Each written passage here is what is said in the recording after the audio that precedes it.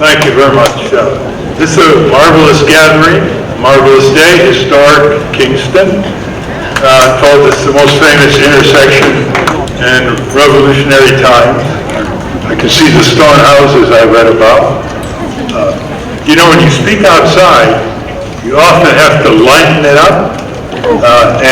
What I want you to do, if you would please, just assume we're inside, because I'm going to lay it out in a way where you're going to leave, and even if you're not an active citizen, which many of you are, you will leave saying to yourself, I now know what I can do, and I know I can be effective.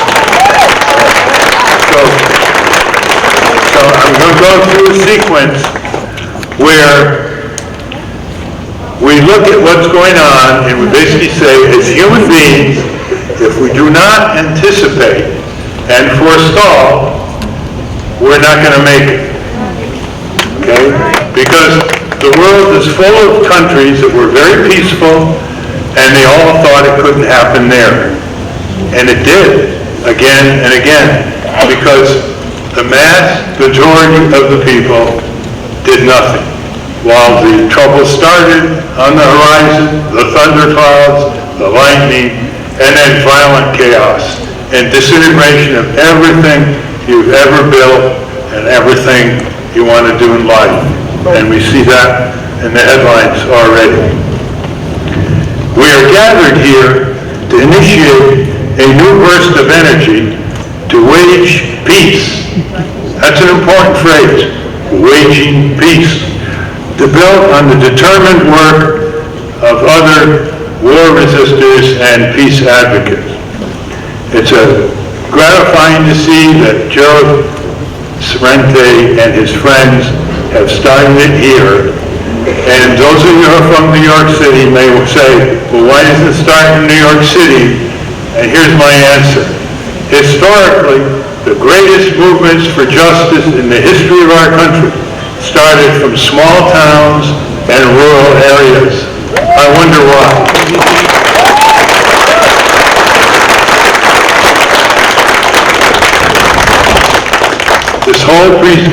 This whole meeting is being videotaped for a larger group of people to listen to and mobilize. One good thing about the internet age is if you establish the model here of peace advocacy, and not just a rally or two, but as part of your daily life, that model will spread to other places around the country because the internet can spread it faster and cheaper than anything we've seen before in communications. So isn't it nice to look at the internet for once as something other than narcissistic gossip and text messaging?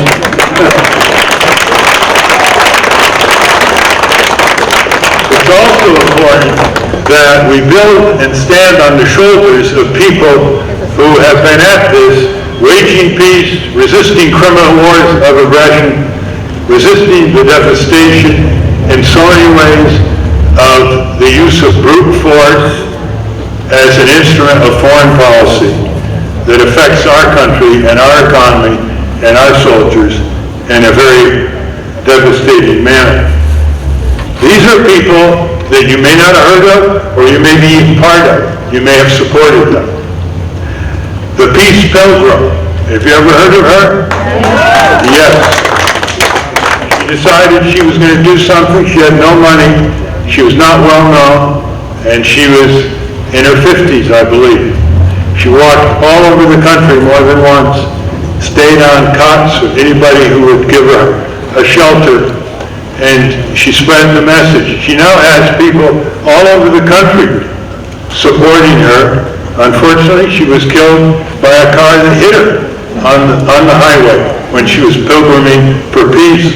But they've carried on. She's inspired people. This is their newsletter, Friends of Peace Pilgrim. And one of her closest associates just turned 100. And she's still at 100 years old. Helene Young is her name. It's in Shelton, Connecticut. Then there's the Women's Strike for Peace. How about that one? The early one. And they stopped the above ground testing they were really effective in the 1960s, and were instrumental in the start of the treaties between the U.S. and the Soviet Union, something they were told was impossible. How could a group of women do this? They don't have any connections. They're not corporations. They don't have lobbyists on Capitol Hill. And then there's the Friends Committee on Legislation, the Quakers. They couldn't reach Richard Nixon, who was a Quaker, but they have been very, very consistent. Physicians for Human Rights, very, very upfront on there. SANE, remember SANE? That was started by a few people. Nobody knew their names. They made a difference. As Margaret Mead said, only a few ever changed anything anyway. Less than 1% can turn this country around. I'll point that out in more detail. Veterans, Iraq Veterans Against War. I've met many of them, and it's too bad. It's too bad that George W. Bush and Dick Cheney didn't meet them. They were cowards even to meet the soldiers coming home, wounded, sick, determined, angry, ready to tell it like it is, and like what they saw in the Bush-Cheney sociocide of Iraq, and over 1 million dead in Iraq, and thousands of U.S. soldiers dead, and tens of thousands sick, and that society's been completely broken apart, never threatened us. As Ron Paul once said, Bush and Cheney lied us into war. Lied us into war.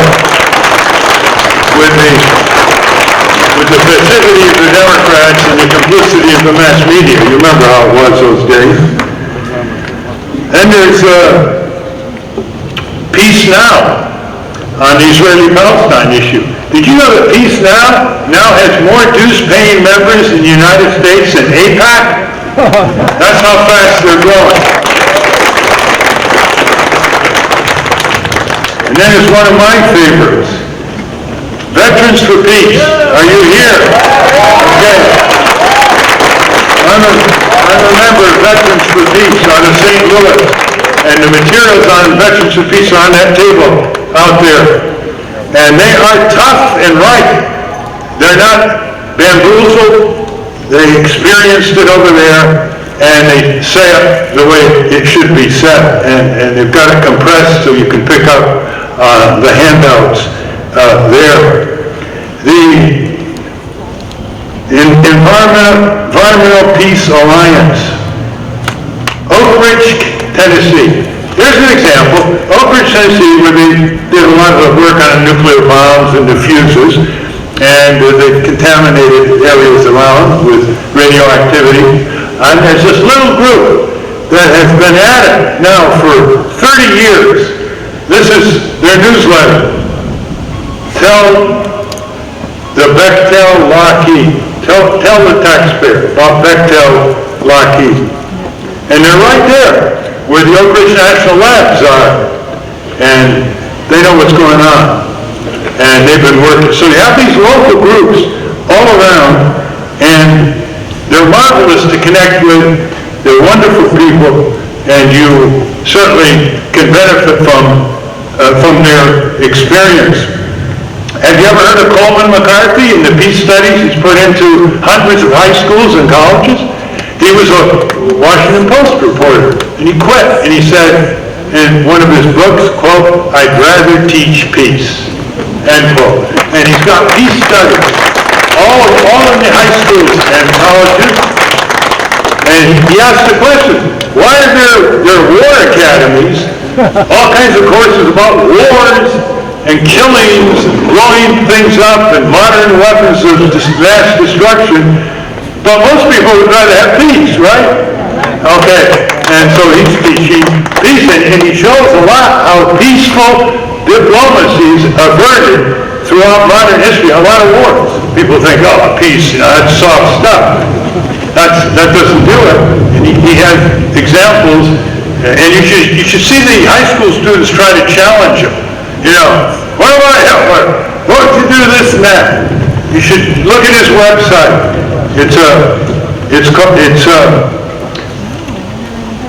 It's Coleman McCarthy.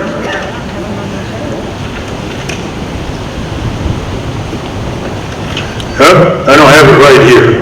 Sorry, I'll get it. Okay, now, so this is the first section of my remarks, so you can see that you can build on this. Now, did you know that the United States and 62 other countries in 1928 signed a treaty called the Kellogg-Briand Treaty to outlaw war as an instrument of national policy?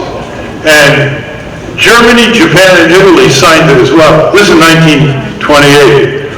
So war is actually illegal as an instrument of national policy. That doesn't mean if you're attacked, you can't fight back. It means that aggressive war, preemptive war, preventive war, blowing apart other countries that never threatened us, killing millions of people or injuring millions of people because a few threatened us, that's a violation of international law too. You can't blow up a whole apartment building because you have one suspect and all the rest are peacefully sleeping with their families. That's a violation of international law. Now let's get to the rules of aggression here. We have basically presidents who are now prosecutors, judge, jury, executioners, all in secret. That is clearly a violation of our Constitution's separation of powers. Only Congress can declare war, and yet presidents have been declaring wars and mini-wars almost every day now with drones and other instruments of destruction. So they're violating the law. The judges are supposed to have a role, aren't they? They're supposed to restrain the excesses and arbitrary behavior of the legislative and executive branch, right in the Constitution, Okay? They have exempted themselves. They have two wonderful doctrines that say to you, no matter how criminal your government is, no matter how homicidal it is, you cannot sue them in federal court.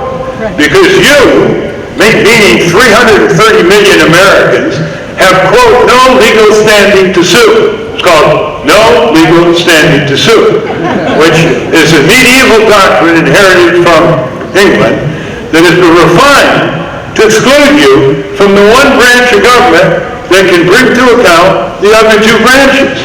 And they say you have no standing to sue, even though you're standing and you're ready to sue, because you don't have enough of a stake.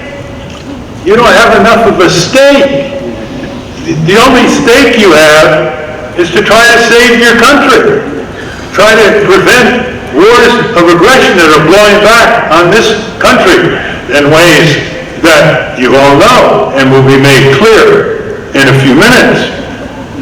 The other technique the judges give you, so they ace themselves out of their constitutional role, is when you sue the government on foreign and military policy, even specific things that they've done, like blowing up a school in Afghanistan after the spotter who told me personally, and he wrote a book, the spotter on the ground, a U.S. Special Forces man, told the pilots, don't hit that building, it's a school. And the pilots hit the building and blew up the children and the teachers. So something like that, you can't even sue. Who gave them that order? The stuff's coming from button pushers in Virginia and Nevada, if not closer to the White House. They say it's a political question. It's just a political question. It's got to be resolved not by the courts, but by Congress and the White House. But dear judge, they're not resolving it. They continue to kill. They're recidivists. Too bad. The courts have nothing to do with it. Can't help you. Well, that's what we're here to confront. Here's what happens when we have wars of aggression that are not declared by Congress. Why do you think the Founding Fathers, why do you think they put the exclusive power to declare war in the Congress? Not in the White House and nowhere else. Because they didn't want another King George in the name of a president plunging our country into war on his say-so. They wanted a deliberative process. in Congress, hearings, etc. That is not what has been happening. Congress has surrendered its congressional authority, and it has given it to the White House carte blanche. And the White House is taking it enthusiastically. Have you heard about Killer Tuesday? The New York Times, about 2-3 years ago, front page, unchallenged, reported, based on interviews in and around the Obama administration, that every Tuesday, President Obama gathers his security advisors in the White House, and they decide who's going to live and who's going to die in Yemen, or Somalia, or Iraq, or Afghanistan, or Pakistan, or you name it. Drones. And President Obama gives the thumbs up, thumbs down. Who authorized him to do that? Where's the imminent peril requirement? And what happens when they expand it? You see, when they're not stopped. First it was, oh, there's suspects in some car on a sandy road in Yemen. Take it out. Bingo. Well, now they don't even have suspects. They're so-called signature strikes. Signature strikes mean when they see 6 or 7 young men in Yemen or Somalia or elsewhere just standing around on a road, maybe near a vehicle, they're considered targets. Vaporize them. Now, apart from the brutal homicide that's involved here, apart from the criminality, you think that's a smart move for our own national security? No. When you blow up 14 schoolboys on a hill in Afghanistan who were collecting firewood for their parents, when you blow up wedding processions with all our precision equipment, what do you think happens? They get more angry. They mobilize. They join the Taliban. They join ISIS. That's what happens. What do you think we would do if we had drones attacking us in New York, and Illinois, and Iowa, and Texas? What do you think we would do if our president was overthrown by some foreign intelligence agency abroad, as we overthrew the prime minister of Iran in 1953, whose only sin was he wanted to take control of the country's oil resources from the Anglo-Iranian oil company? What do you think we would feel like if some giant power, 50 times more powerful, invaded us, overthrew our government, and occupied us, and started pushing us all around? Huh? You think we'd be playing tiddlywinks? You think we'd be watching entertainment TV? We'd be doing even more, by far, than the resistors are doing over there. When we and the British and the French, for over 100 years, carve up these areas into phony boundaries for countries, cross against tribal territories, entrenched dictatorships, armed dictatorships that brutalize their own people, exploit their resources, such as oil, push them around, then you wonder why they don't love us? You wonder why they resent us? You wonder why they resist us? Put the shoe on the other foot, American people, and you'll see what you would do if you were treated this way. Look at the costs.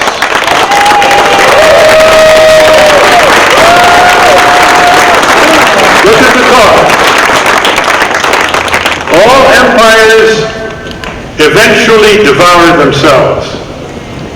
The British Empire, the French Empire, the Portuguese Empire, the Soviet Empire, they all devour themselves. Why? Because they expend more and more resources pushing people and killing people around the world than they do to expend resources for their own people, and for their own economy, and for their own jobs, and for their own public works, and for their own health insurance, and for their own mass transit. And our country has bled because of what Eisenhower warned us about, the military-industrial complex, that was in his farewell address. He knew a little bit about war. And he said, watch out for the military-industrial complex, 1961. He said, watch out, not just for what it's going to cost our tax dollars, but he added what it's going to cost our freedoms. Was he ever prophetic? Because enough is never enough for Lockheed Martin. Enough is never enough for General Dynamics, Raytheon, Boeing, Grumman. You ask them, hey, you've already produced enough weapons, you companies, in the last 50 years to blow up the world 300 times and make the robo bounce. That's the estimate of an industrial engineering professor at Columbia University. How much more do you want to sell the taxpayer? How many more submarines do we need? How many more bombers? How many more missiles? Well, the answer that these company executives give to themselves in private, you know what it is? The answer is the American people don't have any idea how much weaponry they have paid for. And let me give you an example. How many of you have heard of the Trident nuclear submarine? Okay?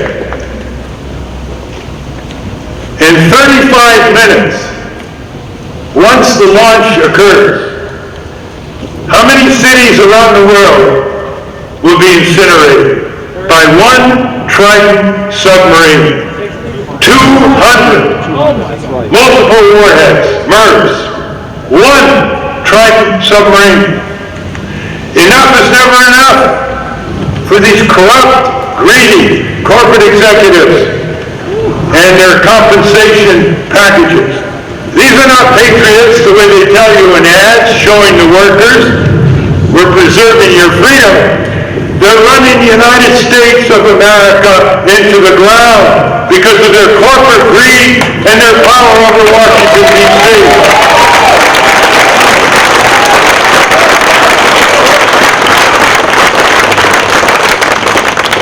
The war on terrorism is absorbing far, far more resources than the peaceful programs to rebuild the United States of America.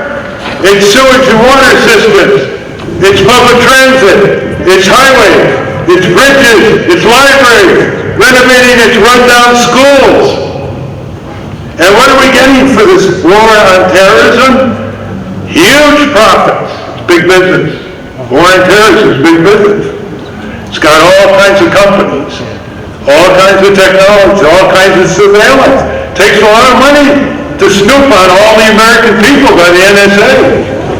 It takes a lot of money to build the whole infrastructure of weapons of death and destruction. It takes a lot of money to waste and corrupt and overcharge the U.S. government for these weapons. So, let's pause a moment. What did we get for it since 2001? What did we get for it? Well, it started out with a criminal gang in northeast Afghanistan. I don't think they were estimated to be more than 50. So instead of going after the criminal gang with a multilateral pursuit, not only the U.S. but other countries, because they were very sad about 9/11, we had a lot of goodwill, we blew apart Afghanistan. We blew apart a country. It's sort of like the father who says, quick the hammer, there's a fly on baby's head.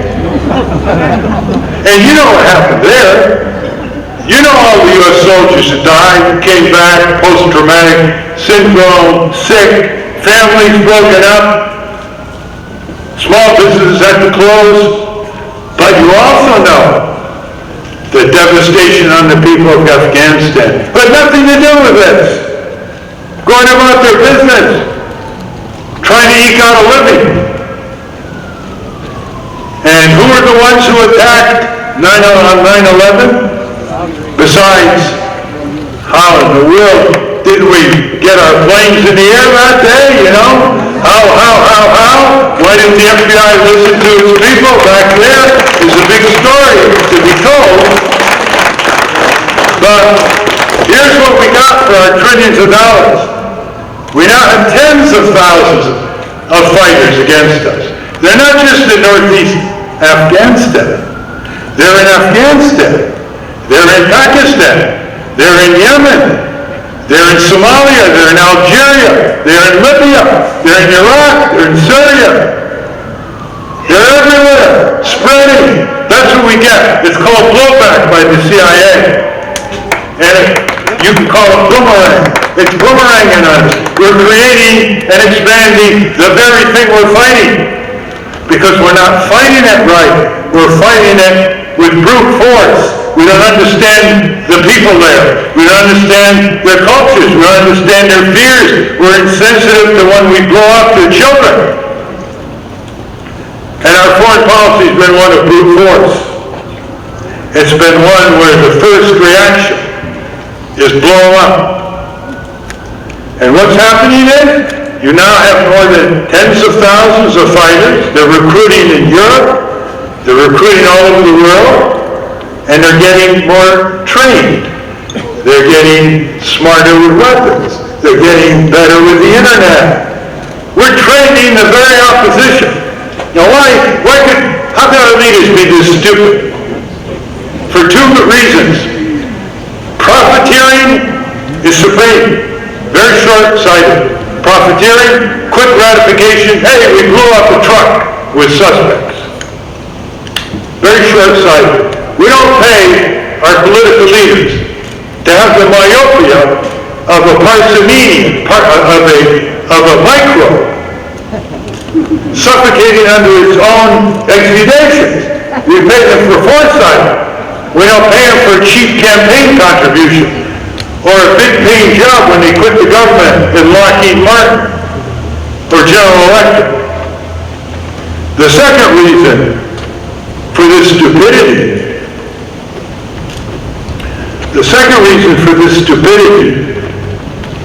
is rather obvious.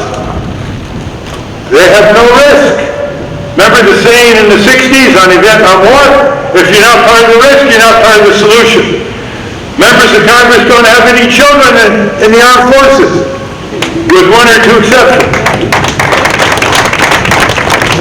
You know, George W. Bush said Iraq was worth it. Well, hey, what about his two girls? Why didn't they sign up? Why didn't they go in the U.S. Army, Navy, Marines? They were age qualified. We have a political ruling class that wants poor whites, poor blacks, and poor Hispanics to go over there and do the dirty work for them because they can't find jobs here.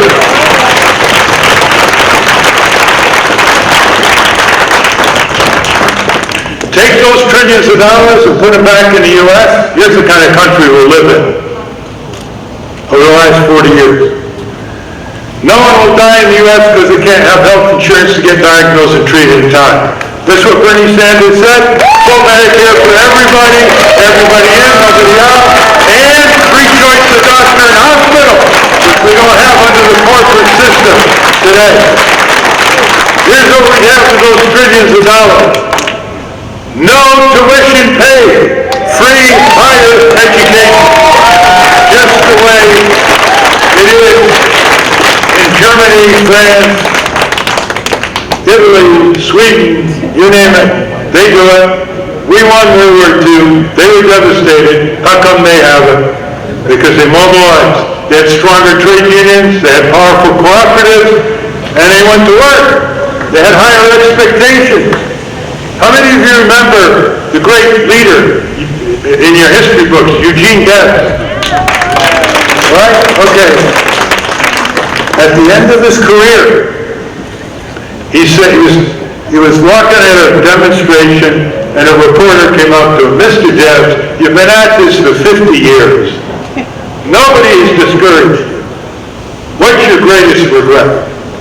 And Mr. Debs said, looking at him, he said, my greatest regret, young man, my greatest regret, this is in the 1920s, my greatest regret is that the American people, under their Constitution, can have almost anything they want, but they don't seem to want much of anything at all.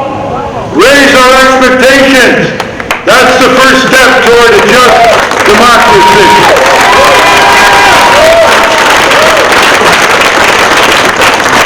What else would those trillions of dollars have paid for? They would have raised the wages of tens of millions of Americans who can't put food on the table because of a frozen minimum wage. They would have provided repairs and good-paying jobs that can't be exported to China, to rebuild our infrastructure, our public facilities in every town, village, city. It's crumbling. You see it's crumbling. Look at our schools. We got glittering gambling casinos and crumbling schools because we're an empire. The money's going over there. The money's going into the military budget. Half of our federal budget, aside from Medicare and Medicaid, half of the budget is military. We don't have the Soviet Union anymore. We don't have communist China threatening us. They want our business, our jobs, our industries, and we're obliging them. They're happy. That's what we have to do, raise our expectation level. And to do that, we have to have our own self-respect as citizens. We cannot go around making excuses for ourselves. Here's the ones we've all heard, right? You call up people, hey, you know, there's something going on in Kingston, and can you show up for the city council meeting? Can you go to a rally? Can you join a demonstration in New York City against the war? Well, I agree with you, but I just don't have time. I really don't have time. Well, if you don't have time for democracy, you're going to be very busy with your misery. That's what happens. And so here's an interesting story that relates to all of us. The former head of the Tennessee Valley Authority, which is a publicly owned electric generating distribution system in Tennessee Valley. It was a great godsend to them in the 30s because they had no electricity. Millions of poor people. And the head of it resigned in the 1930s. His name was Arthur Morgan. Why did he resign? Because he wanted to go all over the world to answer the question, what does it take to make social change? What does it take to advance social justice? And he went everywhere. He went to South America, Africa, Asia, Europe, North America, everywhere. And he came back with his answer. And his answer was the title of his little book that came out in 1940. And the answer was, the small community. Everything starts with the small community. Everything starts with the living room session. Everything starts with two people replacing small talk with big talk. So when you meet someone, the usual is, hi, how are you? Good, even though you're lying. Like you got the flu. You okay? Yeah. How are things? Okay. How about a new salutation? Next time you meet people, you say, hi, how's your civic life? Watch their reaction. Huh? Well, start the conversation, right?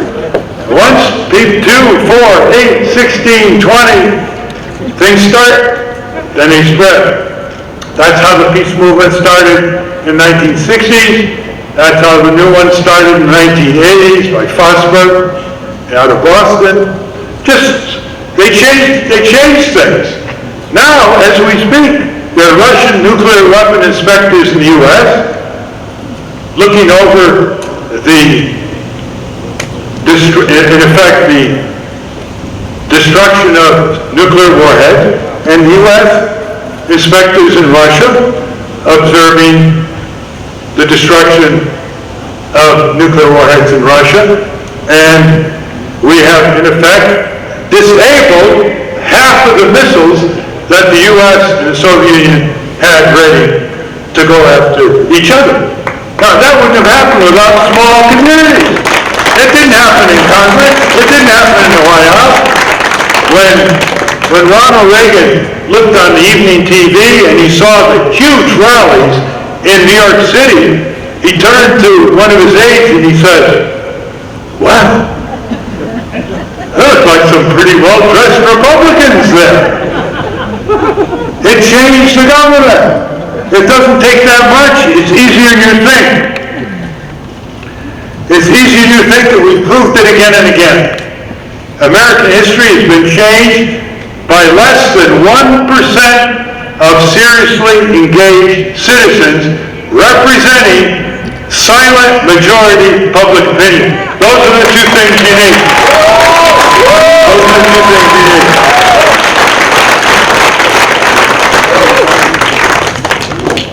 Now here, I've never done this before. I've never asked people to repeat something. But I gotta have you do this for me. Indulge me. It's easier than we think to turn the country around. Let's hear it. It's easier than we think to turn the country around. We did it with less than 1/10 of 1% for the auto industry. Others in the environmental groups got the Air and Water Pollution Control Act. There wasn't more than 50,000 seriously engaged people working on their members of Congress. There are only 535 members of Congress. They put their shoes on every day the way you and I do. There are 1,500 or so companies who spend a lot of time on Congress to get their way with the majority of Congress. How many of us are doing that? Almost none. So if you're fielding your football team against Notre Dame, and Notre Dame comes on with 11 players, and you come on with one player leaning on a cane, who's going to win? Okay, that's the scene in America today. We have given up on ourselves before we have even started to struggle, with very, very few exceptions. Now here's what I'd like you to do. A very simple bill can stop most of the wars that we get into, criminal wars of aggression. Here's the bill. Anytime Congress or the White House is ready to plunge our country into war, the moment that decision is made, every able-bodied, age-qualified child and grandchild of every member of Congress will immediately be drafted into the armed services.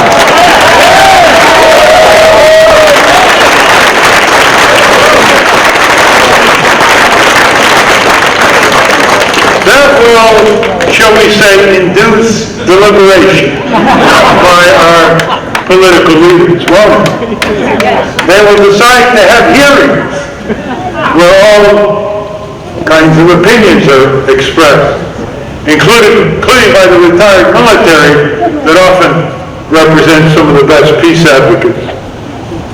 They will return your calls. They will decide to give interviews other than warmongering. Yeah, send the poor folk over there to do the killing. It's not us.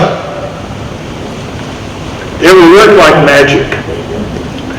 And they're going to fight that bill, even though it doesn't cost the taxpayer anything. But what a wonderful fight to have, huh?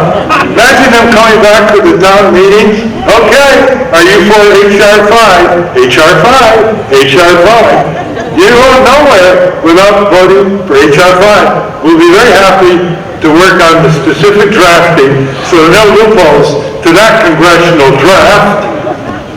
Okay? That is what gets people talking. Because most people have a sense of fair play, don't they? They may be conservative, liberal, so on. They have a sense of fair play. They can be conservative, liberal. Someone comes around and pushes an older people in the middle of the road to go to the cross. That's not right. It's deep in us. And once we have this kind of bill, changes the whole dynamic of the conversation. The second thing we should do is to ask ourselves, what are all these wars of aggression doing to them overseas? They're real people too. They have children too. Pictures are not enough. What is it doing to them? And it's being done to them in our name. That violence is being done to them in our name, as Cindy Sheehan has pointed out, all over the country. It's being done in our name. We should take it personally and reject it, unless we consent to it in a national referendum.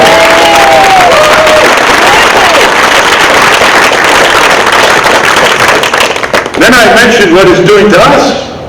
Look at our civil liberties. How many people you know don't speak up because they're afraid there'll be some computer file? They don't have to be afraid anymore. We're all in the computer file now. The NSA has dragnet snooped everybody. Emails, telephone numbers. They say that they're not using it. They say it's all in the computer bank. Well, that's really comforting, isn't it? Yeah. The minute you speak out, then they start using it. The minute you demonstrate, they start using it. But the more there is of us, the less it means anything. They can use it all they want. As long as they get more and more Americans say, you're not going to snoop on us anymore. You're not going to invade our privacy. You're not going to inhibit our freedoms and our liberty. Empire destroys freedom and liberty. Never allow these war hawks to say that they're sending soldiers over there to protect our freedoms. They're sending soldiers over there in a criminal war to kill and die.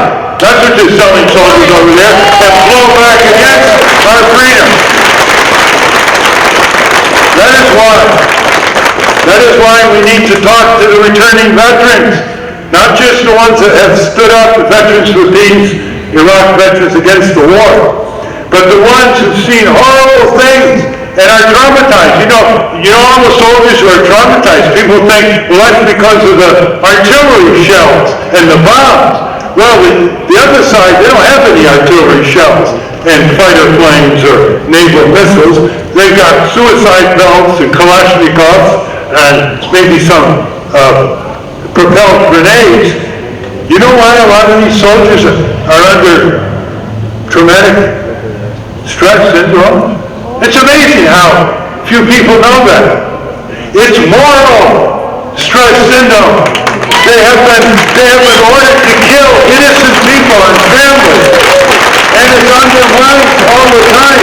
And the psychologists in the military have demonstrated that it is morally induced more than not. Okay, we've got two other things. We got to join the arms control movement. The Congress, the warmongering Congress, especially the Republicans, who I think are institutionally insane. I think by any criteria. The Congress, we got to develop this concept of institutional insanity. Like I've often said, General Motors refused to toilet train itself for 50 years, choking our lungs with pollution. Institutionally insane.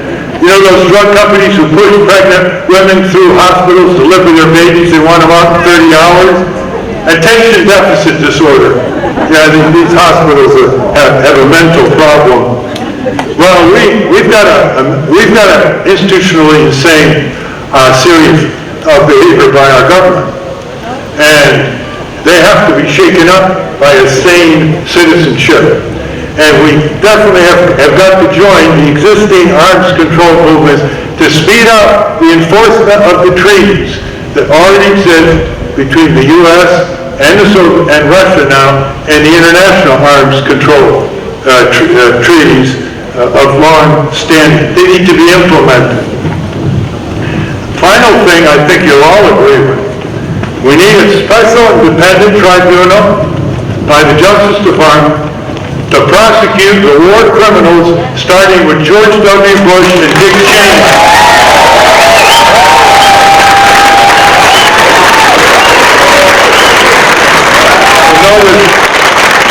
There are some great full-page ads in the New York Times by the World Can't Wait group. Isn't that a great group?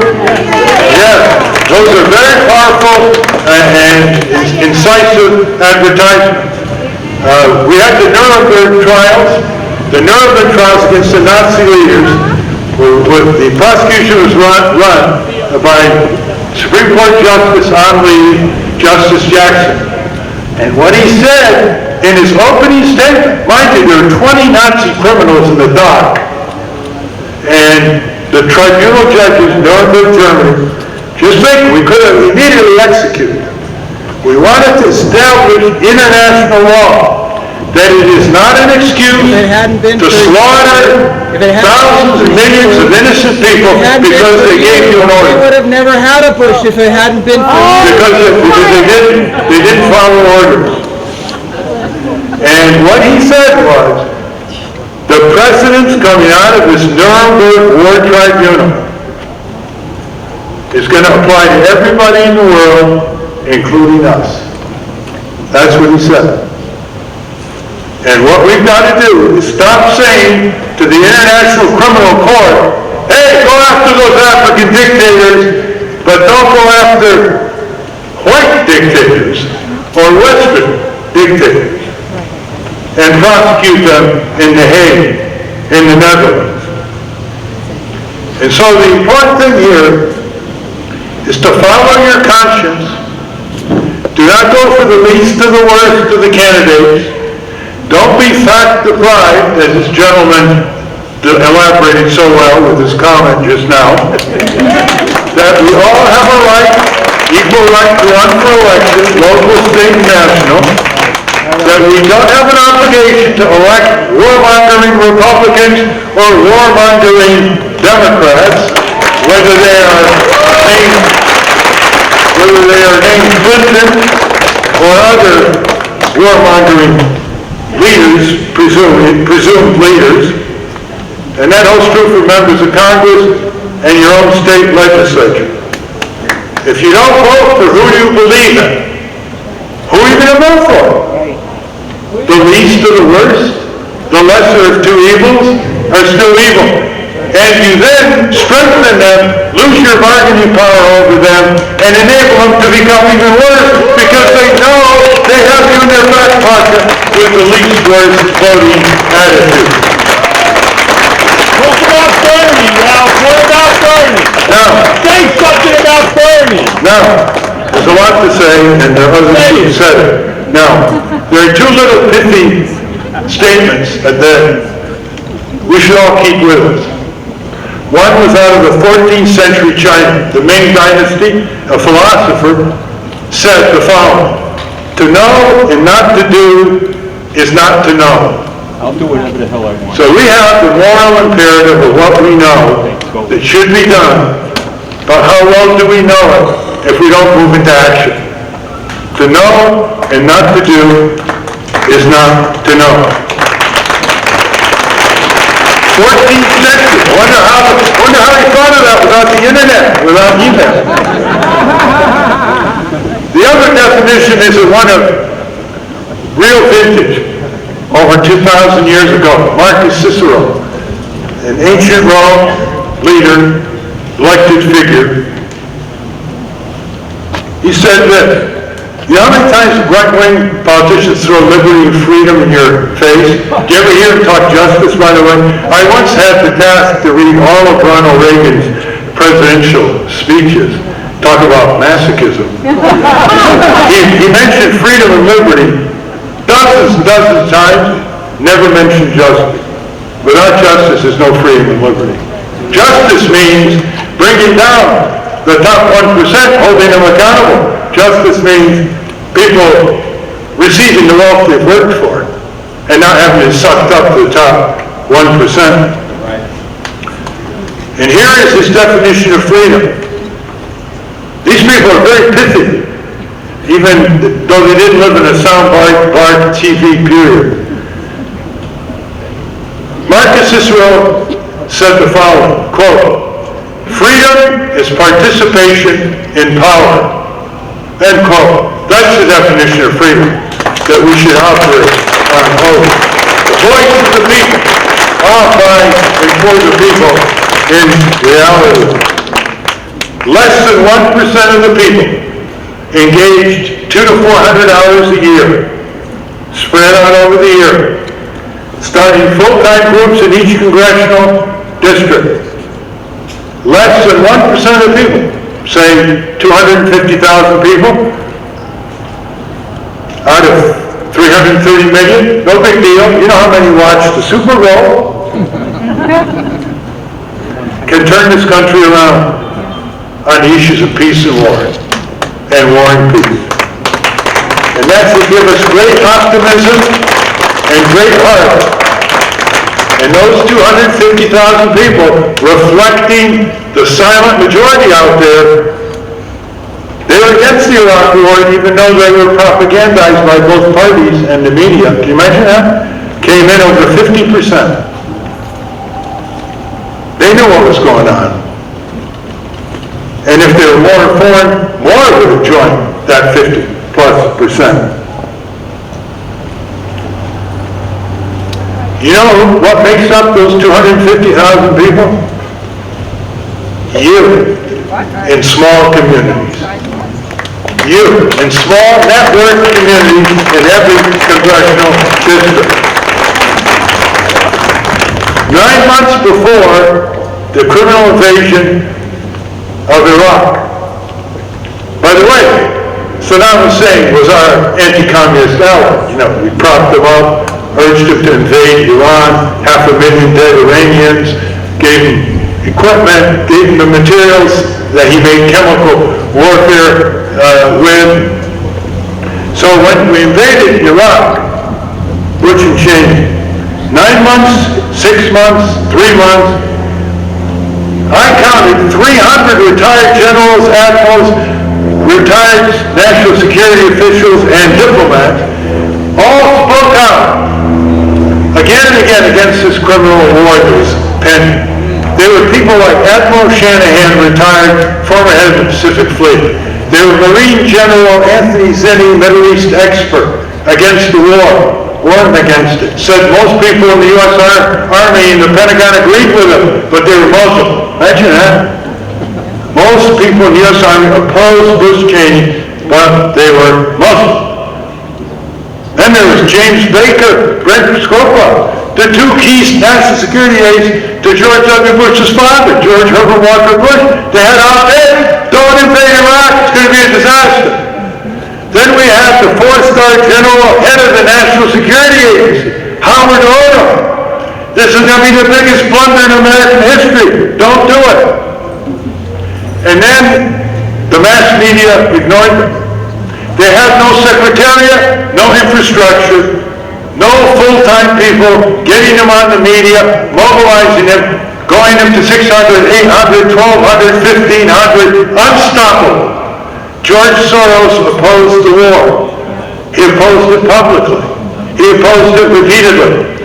Somehow, he didn't put $100 or $200 million to back up those 300 retired diplomats, national security specialists, and military admirals and generals. Had he done that, we would have got him up to Congress, the media would have been challenged, and the lies of Bush and Cheney about weapons of mass destruction held by Saddam Hussein, about Saddam Hussein sending drones over the Atlantic, all the lies would have been exposed. When you go on national TV and you're a four-star general in the Marines and you're the head of the National Security Agency and you call them out on national TV backed by this secretariat, you think Bush and Cheney wouldn't melt it away with their lives?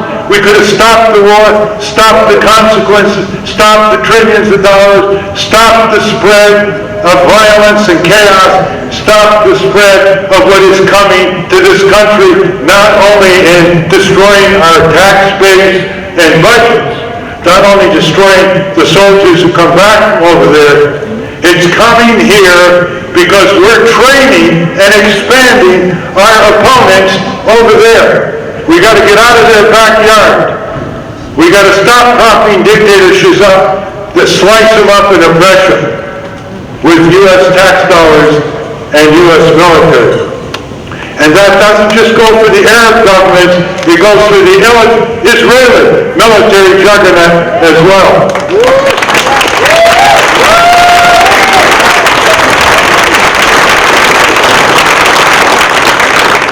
One of the best spectacles you'll ever see are Israelis and Palestinians in nonviolent demonstrations on the West Bank Israeli border.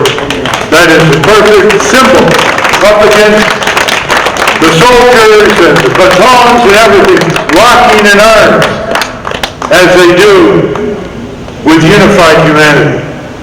That's what counts, that kind of moral courage. My last request is this. I brought this book called The Crimes of War.